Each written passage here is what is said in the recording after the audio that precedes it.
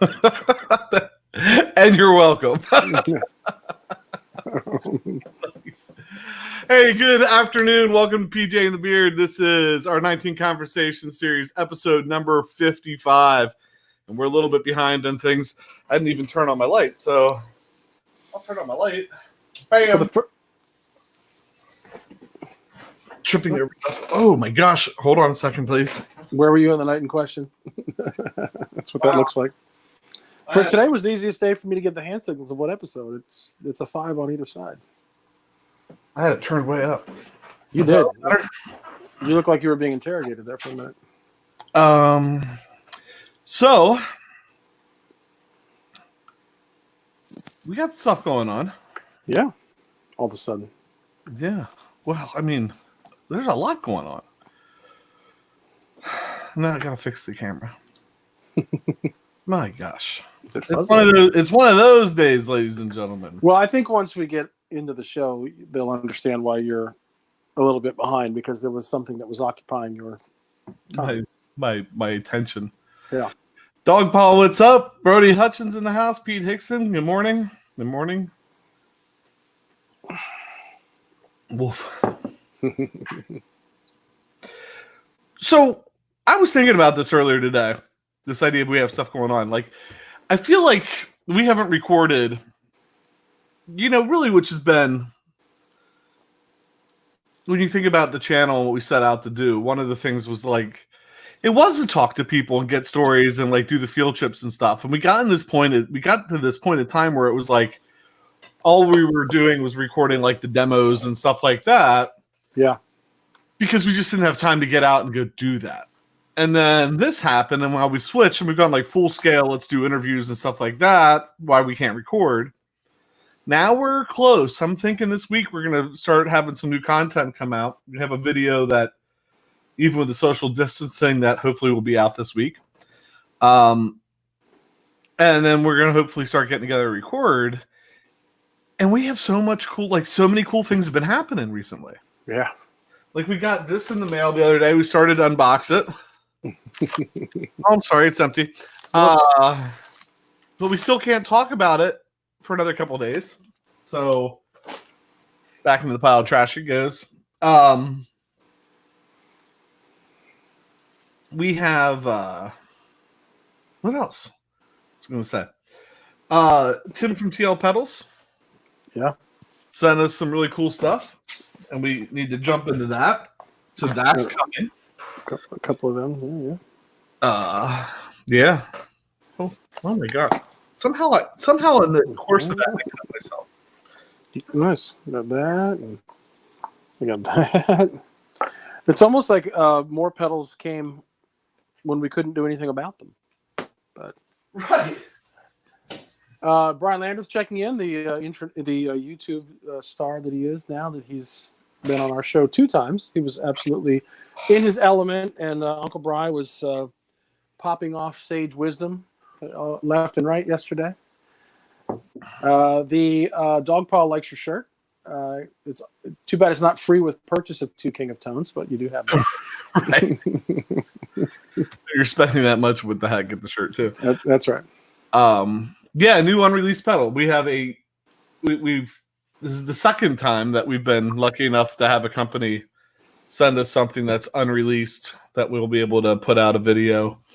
Hopefully the day that comes out. So, and we will let you know.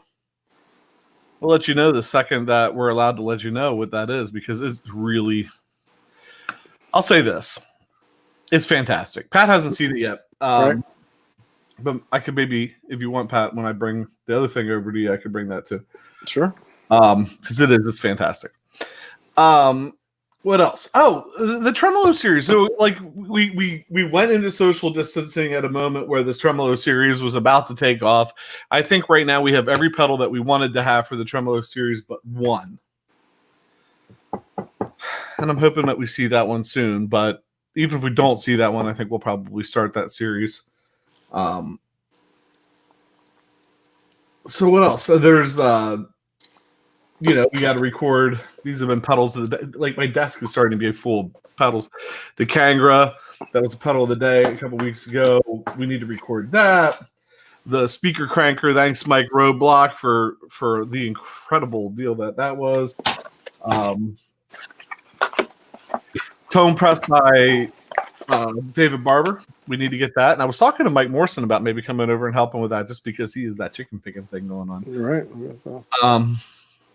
The monument, the tremolo. That's part of the tremolo series, but it's there. Swag bag and all. Yeah. One thing I wanted to mention, and I'm not going to hold it up because it's plugged in, because I've been trying to mess with it a little bit. But if you all saw the JHS show this week, he was talking about these Joyo. I guess he was calling them more Joyos. We always wonder what you call it. We call it Joyo, potato, patata. He was talking about the R series, the Revolution series. And there's I think he said there's about 14 pedals in this series. He featured about half of them, but this Vision is a dual modulation pedal with 18 different settings, and not maybe everyone is, I think a couple of them are repeated, but it was kind of cool to watch him talk about this because they are kind of built like tanks. And he featured several of the modulation pedals and picked out the things that he really liked about them. And I think this multi-effects, if you will, pedal does some of those things. So it's kind of cool to see that, when Joyo approached us with some options, this is the one we picked. And then lo and behold, there's Josh Scott talking about this series and what great pedals they are. So, yeah. So there's that. Oh my gosh. Yeah. So there's so many cool things going on right now. And I'm not going to jinx it by talking about it, but then today I went down to pick up something and a guy walked in with a yard sale find that just totally blew my mind. We talked about Grail guitars on one of the episodes. Yeah, Bosco was asking us about that. Yeah, there's a Grail guitar that I don't know what's going to become of it, but in my hands today, it was a Grail guitar that. Now, it wouldn't be what you expect. I'll just say, no. You wouldn't be expecting this. You wouldn't have to be pushing Joe Bonamassa out of the way for it necessarily. No. Maybe. Yeah. So that happened when I was picking this up. So this is back. I'll make the screen big so you can see it. How it turned out. This is back from Chris. Yeah. So the Bigsby is installed. The Twisted Telly pickups are installed. And I had him flip, I don't know if you Telly players out there, had him flip that control plate around. I like to do that. So it's volume, tone, and then the switch. Just because it puts the volume knob right there, because I like to ride the volume knob. And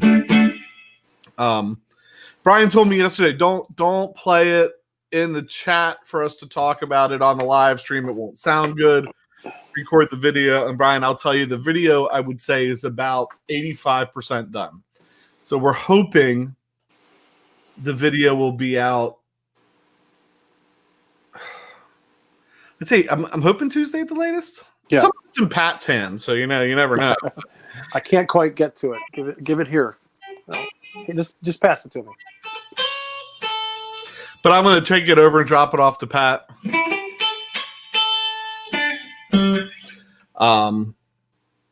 You said then play it now. What the heck? Right. Don't play now, but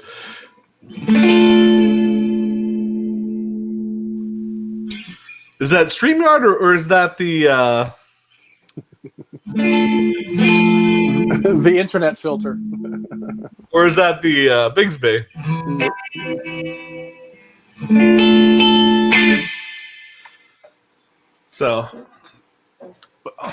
So the knob is back in the wrong place like a Strat. Cool.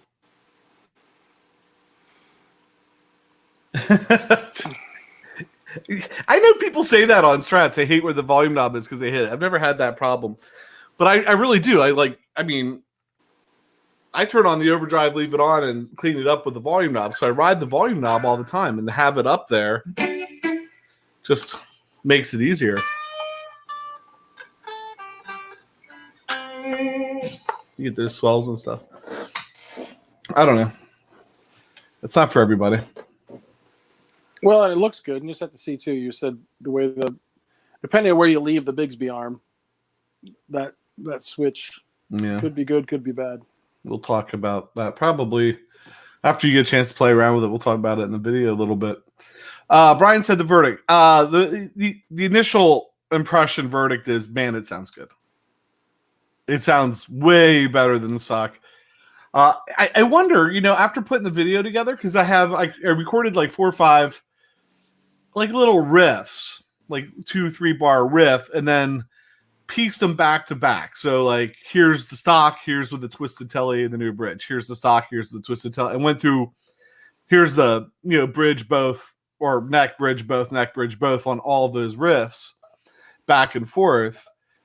And I'll be interested to see what people say. If people think that they can really, through the video here, the amp is set up exactly like I set the amp up, and used the gain changer for a couple of the riffs, and recorded it all. Didn't touch the amp, plugged it back in, and recorded it all again. Didn't touch the amp. So I didn't really dial the amp in to be best suited maybe for the pickups, if that makes sense. But I thought it was a better comparison just to have it pretty much it's set flat. Right. With the EQ. There's a picture in the video, I think, that shows you what the amp is. it's a little hard to see because the amp is so... the amp is pretty roasted. It's an old warhorse. I'll see if I can find the picture while we're chatting here. Brad Miller popped in. Hey, You were talking about that. He said he's out running errands. Let me see if I can find that picture. It's pretty funny. Yeah, while he's doing that, and we'll talk a little bit more about it, but thanks again to Brian Landreth and Jason's friend Rocky for being on the show yesterday, talking about blues jams, and that was a good conversation. And Brian Landreth said he's uploading another video. Yep, there you go. The patina. Right. So that picture, I flipped the picture over to make it easier, but I guess you can read the names if you look closely, but it's pretty roasted, the top plate. Yeah, there. look, the treble's on the 4th pock mark. The bass is on the 2nd pock mark. Right. It's a little roasted, but I like that amp. That's a warhorse. That's one that's been used. Yeah. Crusty, Pete called it. I did not send that to somebody to have it relicked. That's a real... That's right. That's a real... Brian Lander said he was worried that you wouldn't like the Twisted Tellies. I will tell you this, Brian. We were going to go down the Lawler path, right? And that path is still open. But we didn't, and we haven't, right? I've only played Lawlers at Ray Santana's house with the Charlie Christians. But we're talking about maybe the Mexican telly I have shown on the show before might have the Lawlers. And then maybe we won't like the Twisted Tellies. But for now, I mean, everything Jason said to me was really positive about those pickups. And I think Chris liked them too. Did Chris say much about them? You put them in, Jason? Yeah, what's that? I'm sorry. Did Chris say much about those pickups when he put them in? Had he played them? I don't know how much he played them. He said they sounded good. He liked them. Mm-hmm. He said in the video that he sent that they sounded good when I picked them up. He's not a telly guy. Right. He doesn't have a Gibson on the headstock. Right. I was laughing when you asked that because Dog Paul wrote, my 58 Tweed Basement is in better shape. Right. It probably is. That amp got used and abused for years. It played a lot of gigs and then it became like the backup. So like it often got thrown in the car for the backup, drove to the gig, sat in the car for the gig and drove home. But anyway, it is what it is. It's good. It sounds really nice because it's got a bunch of daddy issues from being locked in the car. So it really lets some angst out. So yeah, that's so in that telly makeover, I wonder what because people have pretty strong opinions about this. There's a company close to us, about 45 minutes away, that I've never had any dealing with, although I've seen their listings. I watched their listings on Reverb. I've seen maybe one of their guitars in person hanging at Tone Taylor's. It's called Dax & Company, DAX & Co. And they do relicking. They relic guitars. And so they make some of their own guitars and relic them. And then they'll take, like, if somebody puts up a Les Paul Studio, they might take that and relic it. But before they do that, sometimes they strip it down, make it a gold top, relic the gold top, put the green patina on it, get it to that stage. Sometimes they add what almost looks like binding, but I think it's maybe just makeable cap showing. Anyway, their stuff looks really, really nice. And so one of the ideas that Pat and I had or talked about briefly was maybe taking this telly now and talking to them about getting it relicked and just to see, like doing some kind of show with them, maybe some episode with them to see what that would look like. So what are your thoughts in the chat on relicking? We don't own a relic guitar between the two of us. No. You know, some old guitars that are natural maybe relic to them, but we don't own like a full-fledged relic. Yeah, a Dogpaw I think kind of tossed the question back to us a little bit, or maybe the chat at large. The thing I think about the two guitars that we have, I say two because I just mentioned that Sunburst, like 2007 Mexican Telly that I have. I mean, that thing is mint, right? But I would be willing to change pickups and relic. And I mean, I've got probably about $300 in that guitar, tops, brand, like when I bought it. And so, I just wonder if you go the relic route, what do you do with the pristine hardware, right? Because you just put a new Bigsby on there and other things. Like what would happen with that? And I think about that telly that I have where everything, the chrome is just like a mirror. So that's my own. It's a question more than a, hey, I think it's a great telly. I love it. It's got a little bit of mojo in it, but the Lawler pickups are not going to cost us what Lawler pickups should. I've got $300 in it. Do I care? I don't know. Yeah, and certainly that telly is in much better shape than this telly. This telly's already it's a 1992.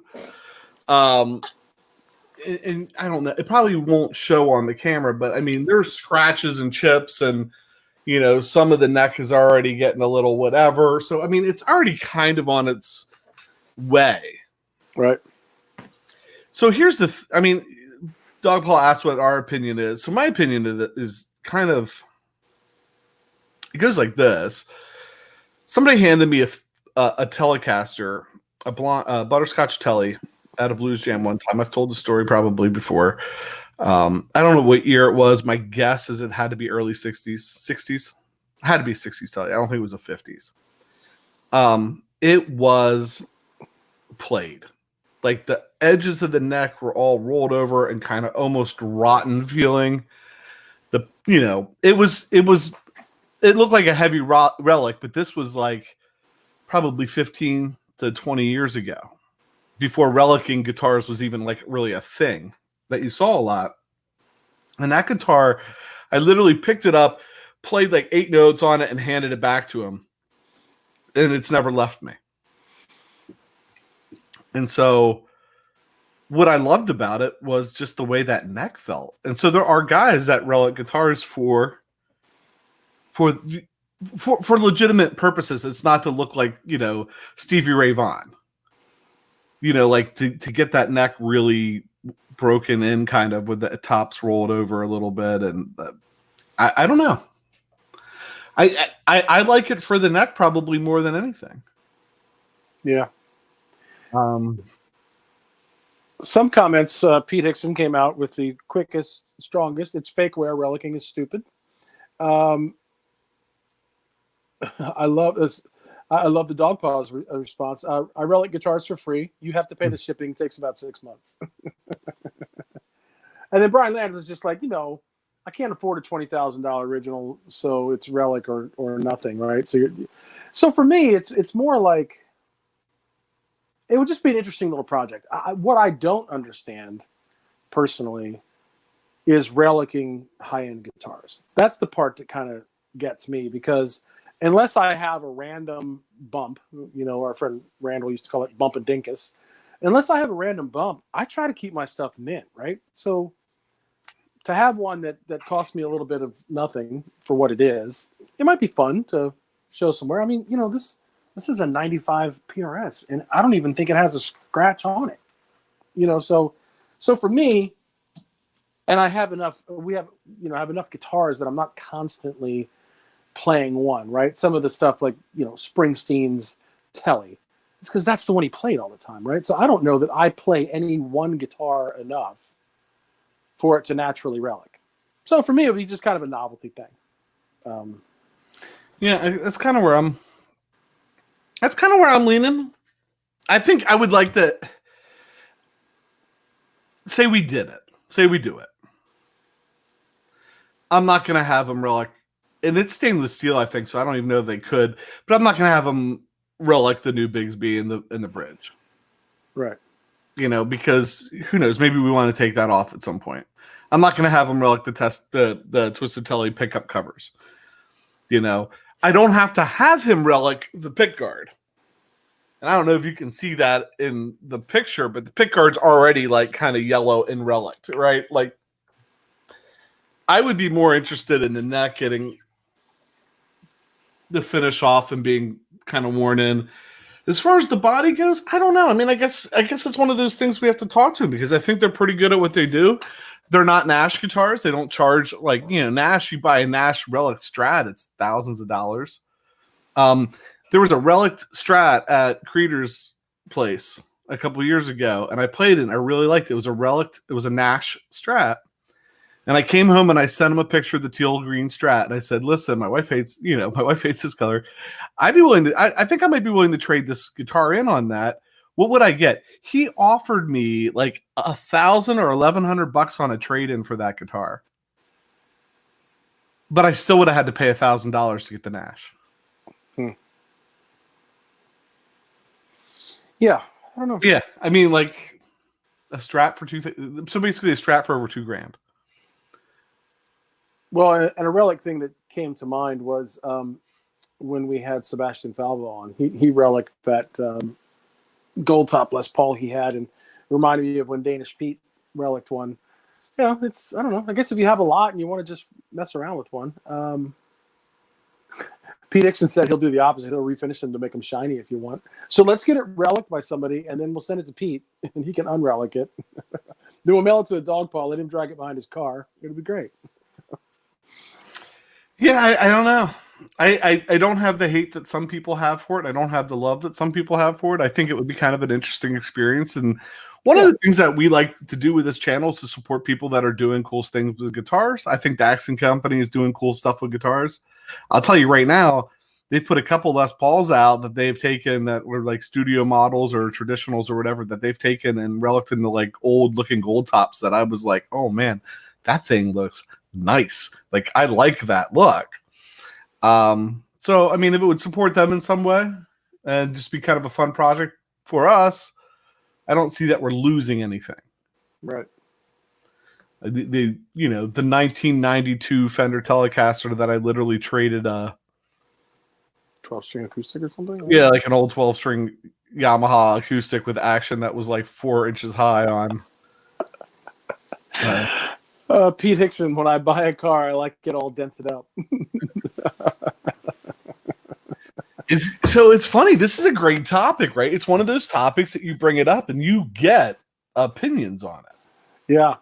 Like it seems to be like there's that group of people that really love Relic stuff, and there's that group of people that really hate Relic stuff. Right. Like I said, if I were to fall in that camp of hating it, again, I just don't understand a high-end guitar from Jump making it look like that. I don't know. But and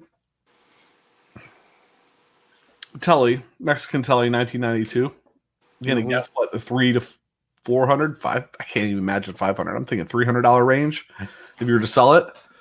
We just dropped in a pair of Texas Twisted Telly pickups and a Bigsby, so we probably just dropped in more value into the guitar than what the guitar is worth. Right. We probably just raised the value of the guitar absolutely nothing. Yeah. Right? Back to the guitar. Yeah, go ahead. Right. I mean, right, because it's back to that, like, ooh, upgraded pickups. So people try to sell these on Craigslist. Ooh, upgraded pickups. Well, your upgrade might not be an upgrade for me. Maybe I wanted the original pickups in it. So, I feel like adding a Bigsby or adding pickups and stuff doesn't increase the value of the guitar whatsoever. Yeah, it is funny. I was thinking back to the car analogy. I mean, I'm 53, so how many Camaros did I see with primer, but they had the Krager rims and some killer stereo in it, but it was still primed. So, how much was it actually worth? But more comments. Yeah, you really stumbled on something here, Jason. I like Brody's. How about no? You're crazy psycho. What did Brad Miller say? Brad Miller said, I'll throw my 2 cents in here as far as the neck because I love having the edges rolled over. And sometimes you can't do that without playing the guitar for years. So I'm for that. So a couple people who were, if we had to put them in a category of more purists, a couple of people said, maybe a little something to the neck. I could go for that if it increased the playability. So I kind of feel like you don't deserve anything you didn't earn. A relic is like a participation trophy. This is where it would be so great to have like a literal panel, right? And we have the dog paw sitting on the panel, and we have Brad Miller and others with little microphones and just have them talk it out. So, I mean, because very likely it's possible. I don't know anything about the guys. Maybe they're camera shy, but it would be interesting to have Dax and company on the show. Of course, I would hope people wouldn't be like totally bust their, whatever. Maybe they could change your mind about relicking, or maybe they wouldn't. Who knows? Right. And it's not for everybody. A Telecaster isn't for everybody. A Les Paul isn't for everybody. That's why there's so many different products out there. Tim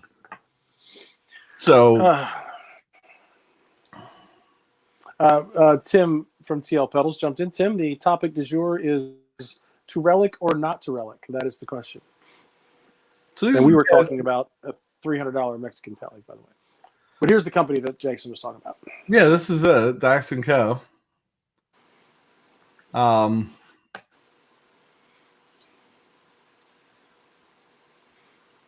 Let's look at the Gibson gallery. So these are they're not doing high-end Gibsons when they do this stuff, I don't think. But that looks sweet. Hello. Love the checking. Love the patina with the green.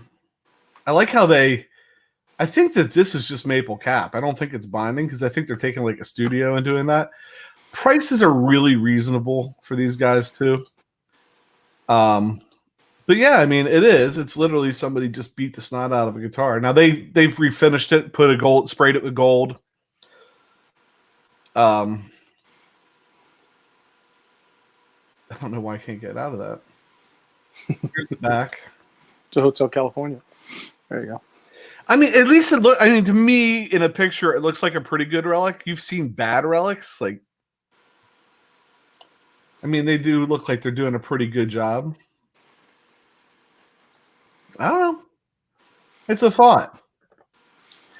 Tim, the conversation continues. Brody, two words, honest wear.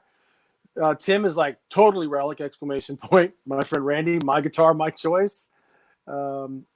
Brian Landreth says, I really hate this subject. See, Brian set out to naturally relic, but didn't realize that people were talking about the guitars and did it to himself. Yes. He did say he was relic. I've spent 10 years relicking myself. I didn't realize I was supposed to do it to my Strat. That SG looks pretty killer, man. That color. It's like a gold top SG almost, right? Yeah. Pete Dixon, fake wear relicking is like buying a chips and just fake. Yeah, it's really interesting because I feel like, oops, you didn't need that there. Hi, everybody. There's two of Pat for. Look at that. We needed a tie-breaking vote, so we put another one of me in the chat. I almost feel like this is sad. This is a terrible thing to say. But my gosh, if you show up to we talked about blues jams yesterday. If you show up to a blues jam and you have a relic Sunburst Strat and you play Cold Shot, you may get punched. Just all right. Then I'm I'm with the relic side of things. I don't know. I don't know where I stand on it. I don't know. I don't know if I love it or hate it. I will say this: people that have relic guitars love them. They love the way they play. Yeah, I'm shallow. For me, it would be all about the appearance, but That's what they'll admit it. Like, I'll admit it. If I'm going to do it, I'm doing it so I look cool. That's right. If I'm going to relic this telly, we're doing it so we look cool. We're 20. We're 30 minutes. Oh, go ahead. Yeah, we're totally in. We haven't shown the clip of the day or the pedal of the day, which will help us spin out of this vortex we got going to Pete Dixon, like the wankers that wear the Harley gear and drive a car. Yeah. I like I said, I don't know. It's just like I feel like, I do have. I think I showed my 2 vintage Martins. They are legitimately relict. I did a little bit of that, but there was a lot of it on there because one is a 72 and one is a 75. So yeah, I get the difference between, natural relicking and not so natural relicking. But I don't know. I just thought, for us, and it's kind of like, I hate to be crass, but it's the whole reason of, as far as this channel's going right now, part of the reason we would do it is the same reason a dog licks itself. Just saying. Because we can't. And the other thing too, like my PRS, my McCarty PRS is a 2000. It's currently 2020. I have had that guitar for 20 years. I've had it for 19, I think, because I think I bought it in 2001. I've had it for 19 years. I played in a band that played every Tuesday. It played almost every Friday and Saturday night. At least 5 to 8 times a month that band played. And we played like that for probably 6, 7, 8 years. And then it kind of fell off to maybe a couple times a month, whatever. We played a lot. I've played it every Sunday. It's my go-to guitar. And if you look at it, you can tell it's been around. There's dings in it. There's chips in it. There's, you can tell that it's been used. But as far as relicking goes, one of the guys I really look up to that played a PRS that made me really want a PRS, his guitar, around the volume knob was worn away. All the paint was worn away. There was actually almost a divot there from his finger doing that. Now, that was a very old PRS, I think. Mm-hmm. And I think the finishing process is different. And so where I'm going with this whole, because, it has to be a 5-minute story to make a point. The finish on that guitar holds up. It doesn't relic the way. Yeah. Right? They don't relic the way some of the old guitars used to relic. So, like, that is maybe one thing. Some of these guitars, you're never going to get there. In fact, when I bought the 50s Telly, one of the things I liked about that is it had the thin nitro finish and stuff that will relic. That will relic naturally on its own. It will wear down, whereas the finishes on some of these other guitars won't. This Telly, there's a chip in it. I swear the black poly paint on it's like 4 inches thick. It's never going to relic. Was it sort of like the liquid metal cop in Terminator? Like it would relic and then it would just fill itself back in and cover the hole. Right. Brody said no PRS should be relicked. I'm all right with that. Is there such a thing as a vintage PRS now? Yeah, I think 85. What's vintage? 85 would be 30 years, right? Yeah. Typically we think of vintage guitars as 30 years old, right? Right. Well, people say that PRS is too young to ever have a vintage guitar, though. Well, and I was going to say that the ones that would be eligible to be vintage are so expensive, no one would ever do anything unnatural to those. Anyway, that was an interesting discussion.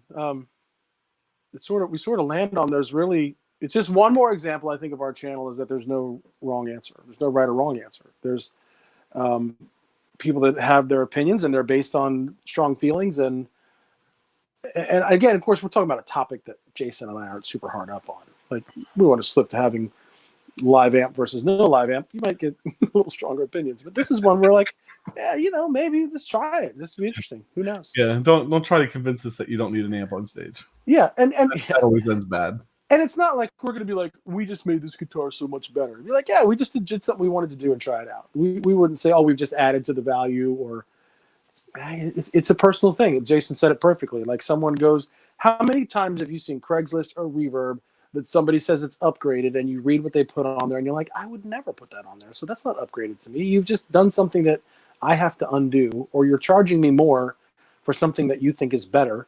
That's your preference and not mine. So it's like, who cares? No, it's kind of, I mean, like the Bigsby Bidge on that telly. Not only did that not increase value, for many people, it would probably decrease value. Right. Flipping the control plate. Not only did that not increase value, for many people, it would probably decrease value. Yeah, Tim put modified in quotes. Yeah. Right. Upgraded. Guitar with upgrades. Right. That always kills me. I have a Squire, like the guys that try to sell the $125 Squire Strat online, but it's upgraded with a set of DiMarzio pickups or something like that, and they want $500 for it. I think I just figured out a way to make this all better, right? We've oftentimes talked about, like, if you're going to upgrade or change something, keep the original tuners, the original pickups in the case. If we have Dax and Company do something, we'll have them save all the shavings, put them in a bag, and give us like a pile of super glue that if we ever wanted to put Humpty Dumpty back together again. I think it would be an interesting. Yeah. Put it this way, I don't know that I'm at the point where if we weren't doing this show, that I would take that Telecaster and send it to them to be relicked.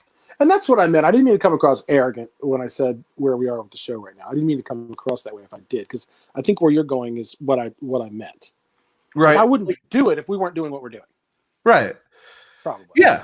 Exactly. Like I wouldn't even probably consider doing that.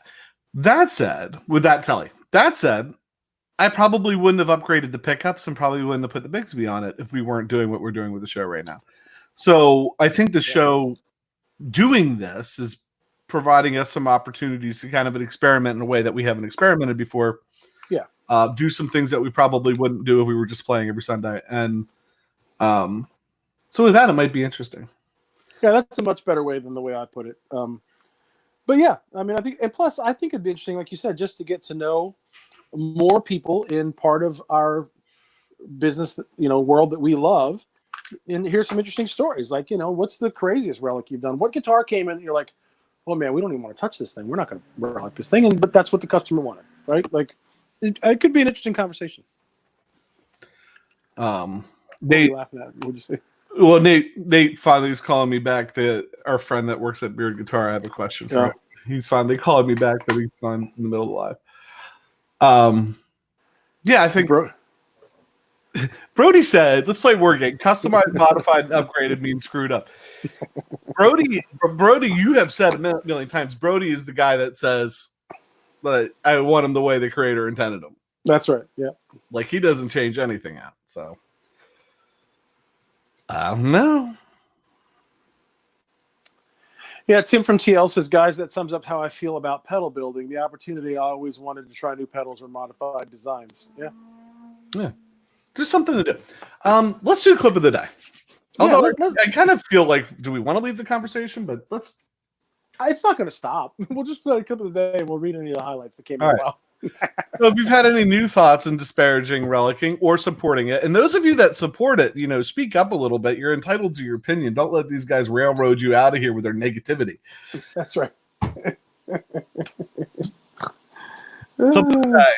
Yes.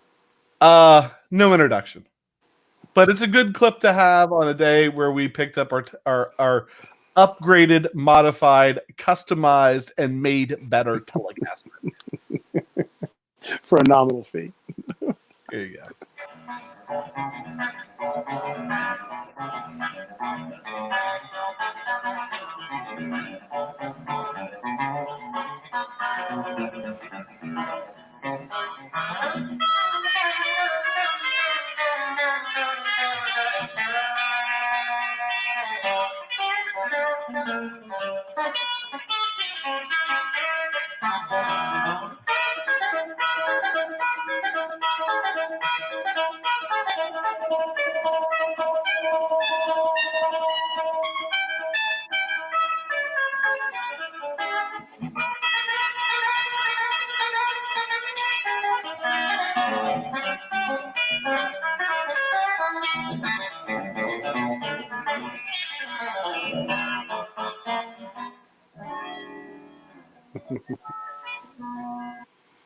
I'll put a link in that to that in the chat because he goes on to explain to you how to do that. Yes. Right. And I also point out that's a modified Telecaster right there because he has his own. Doesn't he have his own set of pickups? I think from Joe Barden. I think he uses Joe Barden. Yeah. Not his, but he uses Joe Barden pickup. All right. Yeah. So that Tele's been modified, customized. Yeah, because I think because he's from Virginia, and I think that's where Joe Barden was from. Yeah. Yeah, no, amazing. Danny Gatton, it just makes you, it's amazing to watch, and it just makes you sad to know, like, what the disease of alcoholism can do. Ugh, it's terrible. Tragic early demise in his life, but what an amazing player. Yeah, just crazy player. It's fun to go. Yeah, probably most of you in the chat know who he is, but you want to have fun, just go watch, probably find some clips somewhere, watching him play slide with a beer bottle until it foams over. It's fun. Good time. So I see Ben Tom joined us. Ben, saw you last night hanging out on Ben Combs' birthday party for a while. I turned it on and eventually, I think I eventually drifted off to sleep, but I was there hanging out with you guys for a while. Good stuff. It was funny. I can't remember what time I woke up and saw it, and I saw that he posted something, and it was like at a time that I was like, wow, I can't believe he's still functioning. But then I realized, well, maybe that was the end of the party and not after he went to sleep for a while and woke up and thanked everybody. Wow. Yeah, from the Ben Tom. Yeah, sorry, I use I'm from the DC area, from the Virginia side, so I tend to lean on the Virginia, but from the greater DC area. Yep. True story. I think he liked classic cars too. It's just, excuse me. Hobo Roadie's not bothered if somebody can afford to get a relic or take the time to do it. It's just like pre-washed jeans. These are the same guys like a girl walks by in her tight-fitting pre-washed jeans. You're fake, woman. You're fake. Those are pre-washed. Those holes aren't real. You didn't put the work in to get those holes in your. Never mind. That is kind of funny though, because I had several pairs of jeans that had kind of worn out in the knee or whatever, and then when those jeans first started coming in, I'm like, oh, come on, you didn't wear those things long enough to even earn those. Ben Tom said he got to see Danny Gatton play live. Yeah. Good. Oh wow. So I've seen Tom Principata used to come to Hanover, Klingers in Hanover all the time. And so I've seen Tom Principata play a lot, many times, several times. And I got that was my road into Danny Gatton. So if you like Danny Gatton, you don't know who Tom Principata is. Tom Principata was kind of a follower of that. It plays that kind of style. So he'd be a cool guy to check out if you like. I don't know. It's kind of cool. It's pyrotechnics, but it's not, shredder pyrotechnics. Maybe I don't know. I don't know what you call it. Pedal. Yeah, we're slowly weaning ourselves off of the relic conversation. By the time we finish it, will be over. We do have a pedal board for Are You Bored, but that was Hack. I haven't seen Hack. I don't want to show it without him here. Yeah, Tom Principata is great. I agree about it. If you have not sent us your pedal board yet, I know it's hard, because I know you got like 7 pictures of it in your camera roll anyway. So like, it's like your significant other, your dog, your pedal board, 2 guitars, your car. Please do send it over. So we started a series. It was a very short-lived series. Yes, for a good reason. And I think it was called "Do We Need That?" or "Do I Need That?" or something like that. So it was a great idea. Like, let's take a bunch of pedals that we have that have been sitting around that we don't use. Let's review them. Let's put them on reverb. So this was the first pedal in the series. This is Pat's. I guess I'll hold it up here. So it is a Red Witch Emperor Chorus. It has mixed depth, voice, and velocity, and then it has 2 switches, 2 toggles up at the top, which I can't even remember what that second toggle does. It's kind of like a bright switch, I think. Maybe. I don't know, Pat. You want to, as the story Yeah. goes, do Well, we it was need this? And the answer apparently was yes, and several others. he Yeah, bought two more Red Witches right after this. well, it was funny because a lot of these stories go back to Triple R Guitar and one our friend Randall Robertson, who passed away a couple years ago. I was teaching guitar there 1 or 2 nights a week, and he had the Red Witch stuff in there, and they were expensive. I mean, I think they were like $250. They were not cheap. And they had like the Titan delay that was like 300 something, and somehow that pedal maybe was sold, and then someone traded it in, and I still love Chorus. I don't use it a lot, but I have it. I have several of them, and so I'm like, oh, that's a great Chorus pedal. So I got it. Maybe had it on my board for a little while, and then just like most other things, I have the box somewhere. I think got put back in the box, and then when we did the show and started digging back through stuff, I'm like, oh man, here's a pedal. Do I need it? They've sold for quite a bit back in the day. I got a good deal on it, and of course made the mistake of plugging it in for the. Do I need that? Like the graphic was going to be like, do I need that? But I played it, and I remembered why I liked Red Witch, and then that turned into me scouring Reverb and buying, I think, 2 more Red Witch pedals at a really good phaser. And what else did I get? Tremolo. Yeah, of course. And tried to make sure they were all ones that were signed by the owner and stuff. And so, yeah, not only did I figure I needed it, I bought 2 more in that line. And I'm still considering the Titan delay. The Titan delay is a tri-delay, or at least a dual delay. I think it's 3 delays that you can feed into each other. But no tap tempo or whatever for that. But anyway, we're not talking about that. We're talking about this pedal. But yeah, and I think he's building again. So I think Red Witch is actually releasing some pedals again. He has a really cool series of pedals too. A really cool series of these like little battery powered. Like we have that battery pack. Yeah. He has a series that if you plug the pedal in, you charge the pedal, and then you can take the pedal has a built-in lithium battery in it, and they're small. I'm pulling it up because that's what we do. While you do that, Bent Tom said he used to go to Triple R Guitar, and that he also stopped at Needle Burrito down the street. Yeah, Needle Burrito still rocks. The Cowboy Crunch is my jam. But go ahead. Here we are with Red Witch. So they have you can get in and look at what he has, but there's a series products. I think this might be the new pedal that just came out. Yeah, because I haven't seen that before. Yeah, there's the Titan delay. This is the series. This series of these little mini pedals have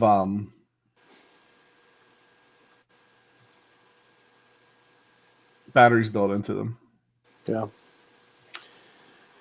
Brad Miller said, "Never play anything that you want to sell, or you won't sell it." I didn't know that I wanted to sell it. I thought I might. So there was a couple things in the chat that when you were talking, that I was like, we need to bring up. We talked about Needle Burrito. Right. I'm not going to be able to find them now. Dog Paul suggested maybe we should talk about Tonewood. We'll save that for another one because we only have 12 minutes left. Brian will ask us about it at 59.50. About what? He'll ask us about Tonewoods at 59.50.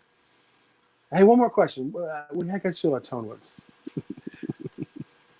TL Pedals Tim asked when the Tremolo series is starting. Tim, the Tremolo series is starting as soon as we get together and start recording. There's a couple pedals that we want to record right before starting it, but it's all going to happen kind of at the same time. It's going to be like a binge recording thing.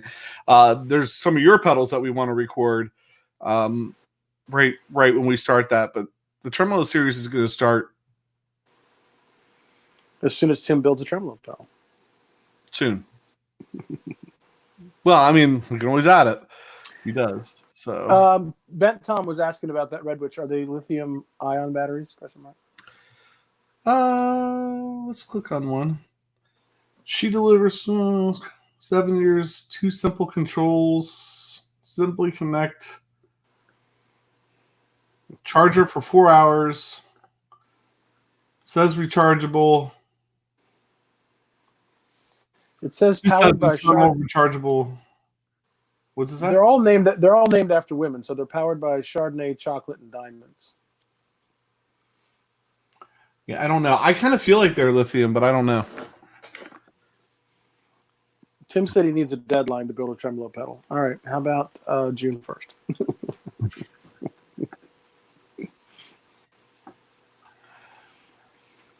Well, yeah. I mean, it's one of those things. Like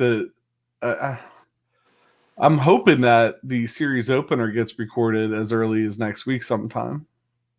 Yeah, we're kind of running into the same problem, if we want to use the word problem, we did with the Tremolo series. We had someone was gracious enough that wanted to send us something that we really felt like we couldn't start the series until we got that, and that's a little bit where we find ourselves here. It doesn't mean we can't record anything. It just means that we can't kind of do the opener the way we like to do it. But well, we were supposed to have it 2 months ago, then we were supposed to have it a couple weeks ago. I mean, at some point we might have to do it without it, but just because of everybody else that's in there. TL Pedal said doesn't get the rechargeable thing. There's a battery inside the pedal, so when you plug it into a power supply, like say you plug it into your one spot, that's actually you can play it off the one spot, but it's actually charging an internal battery. So what would be cool, like if you wanted to take just an overdrive or whatever he has here, just a couple pedals to a rehearsal or a jam or whatever, that they would be charged internally and you wouldn't have to plug it in, which is an interesting idea. You know, I really like the Joyo power supply that we have that is rechargeable. right. So we don't have to plug that in. And then you could do multiple pedals. So that almost makes, sorry, Red Witch, but that almost makes more sense to me than having individually one, because how many, like you're either using all of these or you still have to plug in. But it's nobody else is doing it. So I guess things have to start somewhere. It's kind of like Cusack and his RCA plug. Right. It's sort of like a blend knob on a compressor. Although that one took off. Yeah, Bent Tom said he ordered his Lawrence Petrarch design Hayseed today, the limited run that I think we saw was coming out. And then Brian Landreth reminded that he got his LPD 87, and it's a real monster. So, oh, that's another thing that we need to, at some point, record an LPD pedal. And there's two possible options there, right? Well, there's two possible options there to do that. Short of getting one in from Lawrence. Yes, right. No. We can bootleg one. So I feel like there was something else that I saw up there that I thought needed to be brought up, but I forget what it was. Not sure.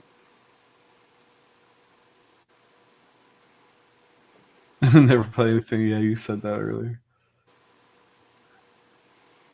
I was funny right now. We're both looking at the comments. My wife rarely ever tunes in, and the day, like 2 days ago when I was doing it from like a remote location, she said, yeah, I kind of clicked it on for a minute, and you both were just kind of like looking at the screen, not saying anything. I said we were probably both trying to read the comments at the same time.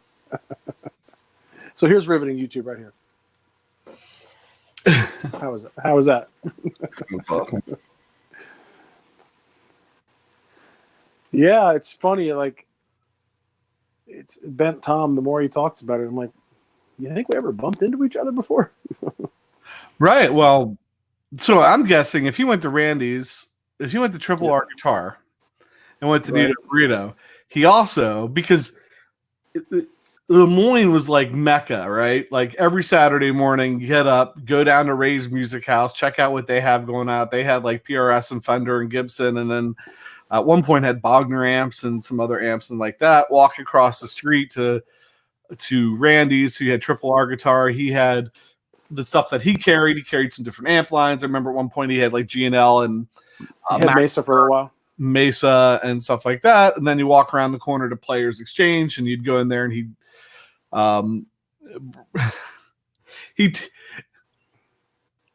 my experience with Player Exchange, nothing against him, but I'd walk in and he would tell me about all the great stuff that he's had in and has sold, but never had anything in the store that I could look at. And I guess that he was just dealing with a higher clientele than me. And then you'd walk across the street from Players Exchange to BCR, and you'd have Greg over there with his whatever lines he was carrying at that time. So and before you know it, the sun was going down. Right, and then if you got back on the highway, you could be over at Mike's Music in Harrisburg. Right. There was another one there, and Dale's Drum Shop, and so within that, Borders was right kind of close there too. So if you wanted to stop and pick up some new DVDs or music CDs, it was great. It was like Saturday morning. I go buy some music to listen to and stop at all the stores. Right. It was better than Guitar Center. It carried more stuff because it was spread out through. Like Mike's had Music Man and stuff like that over there. So I don't know. Those days are gone. Right.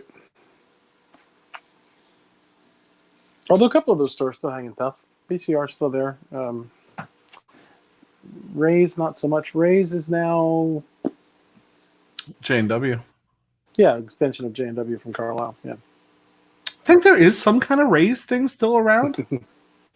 Like the people that I think the piano part. I feel like it's the piano part.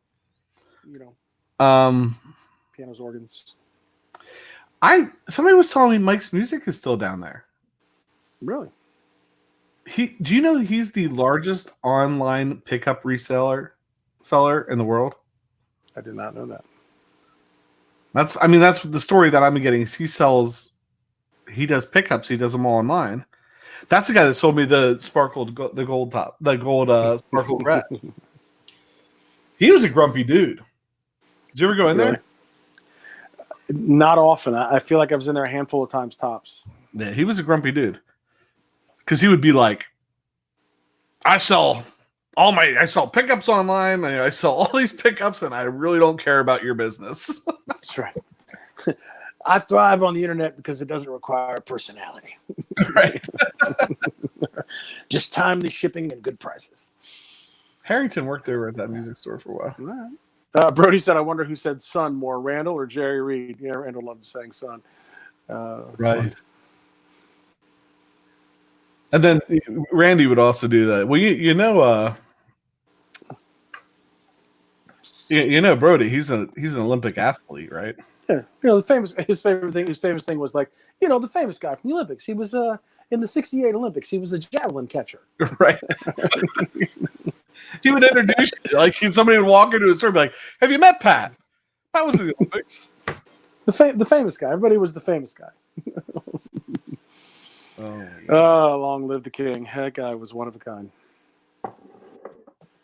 So in our minute and a half, we talked about recapping the week, and I think we came down to yesterday's show was great with Rocky and Brian talking about blues jams and how to interact and how to be a good citizen of the jam world and maybe just in the earth in general. And probably definitely a highlight of the week was Tim? Wait, I'm not forgetting his name. It's terrible. Johnny Eli. Johnny. Oh, Tim. Johnny. My gosh, too many Tims. That was great. I think a lot of people, that was one that, it wasn't risky because Jason knew him, had a bit of a relationship with him, but it was a part of the music world that we really didn't talk about, right? The sound reinforcement side and more specifically monitor mixing. I wasn't 100% sure how that would go. I thought it went great. I think there was a lot of good questions. He told a lot of great stories, and you just kind of saw why he's successful in a service industry where he's actually serving the artists up close and personal. He was really great. So, Ben Tom's asking us if we've ever been to East Coast Music Exchange in Cantonsville, Maryland. I have not. Yeah, I haven't been there either. There is a couple stores that Pat and I need to check out that are kind of close to us, though. Red Lion. There's a place called the Guitar Spot that's been getting a lot of love from people. That's a place we need to check out. I'd like to check out Coffee Music in Maryland if anybody's ever been there. I've never been there. Brody did send us a text message of his pedals, which we'll have to show. Okay. I'm still on the hunt. Somebody mentioned we were talking about a one knob delay the other day. and somebody mentioned the TC Electronics delay, the small one. And for some reason in my head, I had, oh yeah, that's a 1 knob. You set it up on your phone and beep it over, but it's not. It's still a 3 knob delay.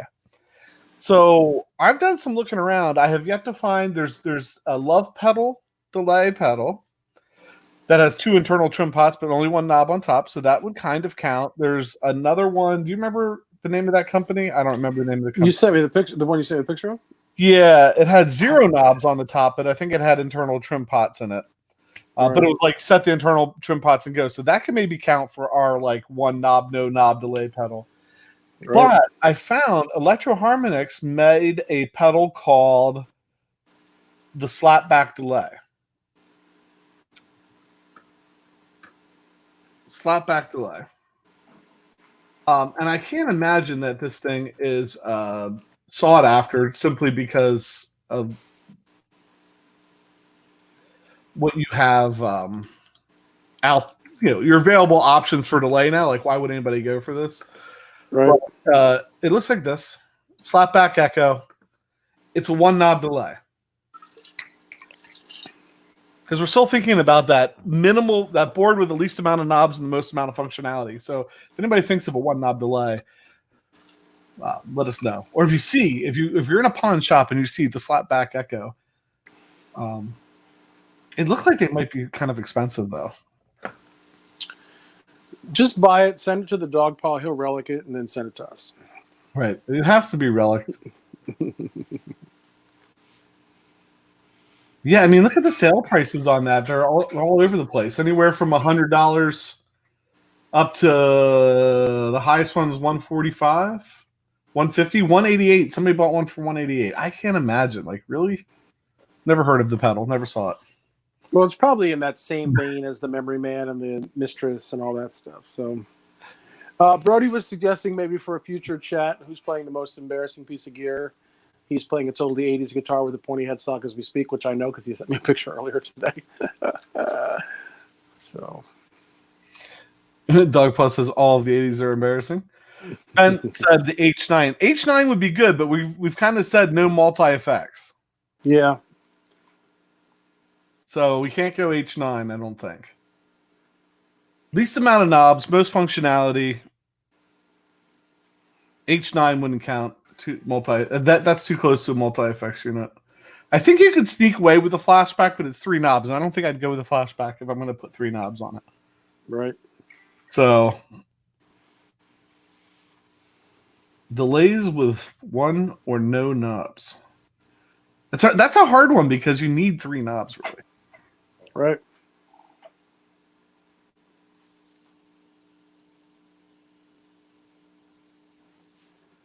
There you go. TL pedals. Can you make us a? we can cheat and have Tim make like a fixed slapback delay that you can't change at all. Right. Anyway, so is that us? Is that us for the day? I think that's it. We will see. Will we see them Monday? I believe we will. I think I have set the stage for continuing on. Although I will say, if we're going to start getting together and record and start doing that, we might have to start. The everyday thing might start to come to it. We might have to put some space in between them. Right. The Oprah time slot might get holes in it. Yes. Yes. TC Electronics Juno 60. I'll check that out, Ben. Let's see what that is.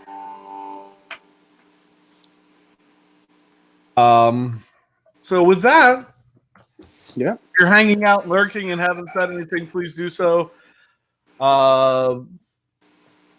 Subscribe if you haven't. That would help. Hit the like button. That helps. Any of that stuff helps because it tracks attention and helps us get more cool stuff in and come up with some conversations, I guess. So we can make relationships and get guitars relics. So we can get our guitars relics. We're trying to raise the money to don't Dogpaw, don't unsubscribe because we said that. I would think he'd want us to relic the PRS. We know how much he loves them. Oh yeah, yeah. If by relic it means taking a bandsaw down the center of the body. All right. So with that, I'm PJ on behalf of the Beard, reminding you, no matter what you hear, you never have too much gear. Here comes the Tim 10.